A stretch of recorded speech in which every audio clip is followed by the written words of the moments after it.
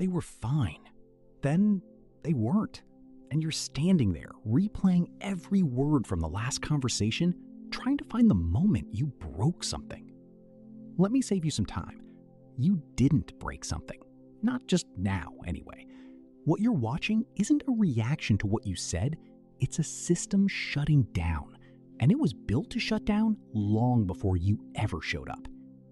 In this video, I'm going to walk you through what's actually happening inside an avoidant when they go silent, what deactivation is, what it looks like from the inside, and the one critical difference between a dismissive avoidant shutting down versus a fearful avoidant shutting down. Because they look the same from the outside, but inside, completely different world. Here's the thing most people get wrong about the silence. They think it's a choice. They think the avoidant is deciding in that moment to punish them, to withhold, to control the situation. That's not what's happening. Deactivation is a nervous system response. It's not a strategy someone chooses.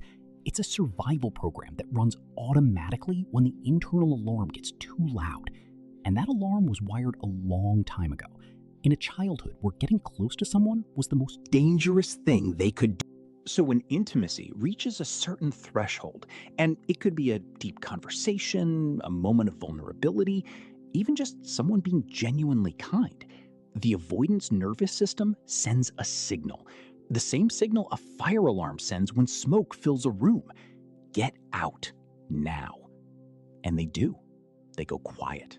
They pull back. Their eyes go somewhere else. Their body language closes. They might say, "I'm fine," or "I just need space." And they mean it, but they don't know why. Because deactivation happens underneath conscious awareness. The body decides before the mind even knows there's a decision to make. Let me say that again. The body decides before the mind knows. Now, and this is important, deactivation is not ghosting. I want to be precise about this because the words matter. Ghosting is a choice. Ghosting is when someone decides consciously to disappear. They read your message and they don't answer. They plan not to respond. There's intent behind it.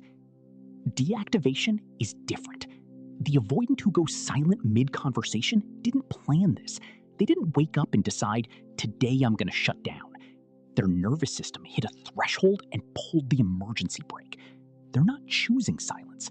They're experiencing it. That doesn't mean it doesn't hurt you. It does. But understanding the difference changes how you respond to it. One is manipulation. The other is a survival reflex. And you handle those two things very differently. Here's where it gets important. Not all avoidants deactivate the same way. And if you're dealing with someone who just went silent, knowing which one you're watching changes everything. A dismissive avoidant deactivates by turning the volume down on connection. When the alarm goes off, their system says, "I don't need this. I'm fine on my own." And they believe it. In that moment, they genuinely feel nothing. Not suppression, absence. The emotions aren't pushed down. They're not accessible. The pathway got closed in childhood, and it doesn't reopen just because someone is standing in front of them asking to be let in. So they go quiet. They distance. They might pick a fight over something small rather than say, "I'm overwhelmed." And from the outside, it looks like they don't care. But what's actually happening is their nervous system has rerouted away from attachment entirely. They're not feeling the loss of connection because their system is built to not feel it. A fearful avoidant is different.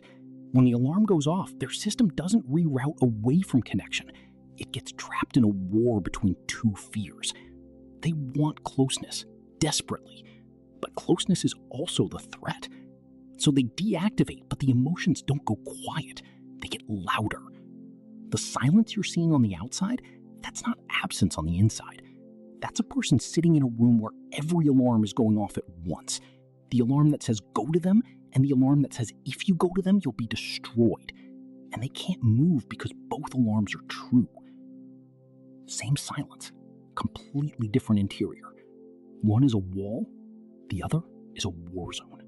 Now let me tell you what happens in the hours after they go silent, because this is where most people make it worse.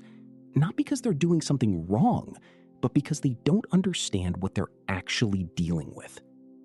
For a dismissive avoidant, the hours after deactivation are relatively quiet internally. Their system has done what it was designed to do. It disconnected. They might throw themselves into work, into a project, into being productive. And here's the part that's hard to hear. They're probably not sitting there thinking about you. Not because they don't care, because their nervous system has temporarily turned off the channel that receives care. It will come back. The channel reopens eventually, but in the hours right after a shutdown, they are functionally unavailable, and no amount of reaching is going to reach them. For a fearful avoidant, the hours after are anything but quiet. They're replaying the conversation. They're feeling guilty. They're feeling afraid. They might be sitting with their phone, wanting to reach out, terrified of reaching out, hating themselves for shutting down. The silence on the outside is masking absolute chaos on the inside. They want to fix it. They just can't. Not yet. So one of them feels almost nothing in the aftermath. The other feels everything and can't move through it. And if you don't know which one you're dealing with, you're going to respond to the wrong internal reality. So what do? Right now, while they're in it? First, nothing. Not forever, but right now, nothing. When an avoidance nervous system has activated a shutdown, pushing toward them doesn't bring them closer. It confirms the threat. Every text, every call, every "we need to talk" tells their system, see, closeness is dangerous. We were right to pull away. I know that's brutal, because your instinct when someone pulls away is to reach. That's your attachment system working exactly the way it was built to, signaling someone I need is leaving, go to them. But when the person you're reaching for has a nervous system that experiences your reaching as danger, reaching pushes them further. So what does nothing actually look like? It means you stop initiating contact for a defined period, not as punishment, not as a game, as a signal that their nervous system can actually receive. You're safe. I'm not chasing. You can breathe. That signal is the only thing that allows deactivation to end. Second, regulate your own nervous system. This is the part nobody talks about. Their silence has activated your alarm. Your body is in emergency mode. And when you're in emergency mode, every decision you make, every text you send, every conversation you start is coming from fear, not clarity. Get yourself out of emergency mode first, however you do that. A walk, a friend, a breath that actually reaches your belly. Get regulated before you decide anything about this relationship. And here's what not to do. Don't chase. Don't explain why they should talk to you. Don't send the long paragraph at 2 a.m. Don't apologize for something you didn't do just to make the silence stop. Don't interpret their silence as a verdict on your worth. Because here's what I need you to hear. Their withdrawal is not a verdict on your worth. When they go silent, they are not punishing you. They are regulating.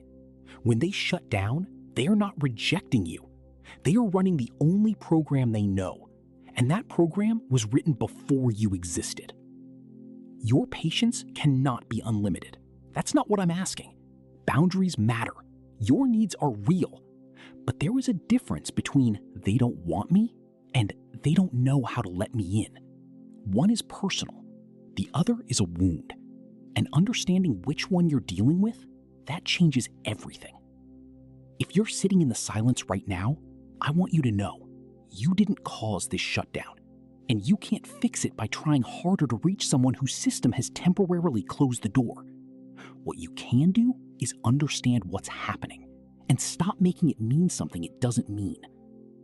Next video, I'm answering the question I get more than any other. Does an avoidant actually miss you when they go silent? And what does that look like when they do?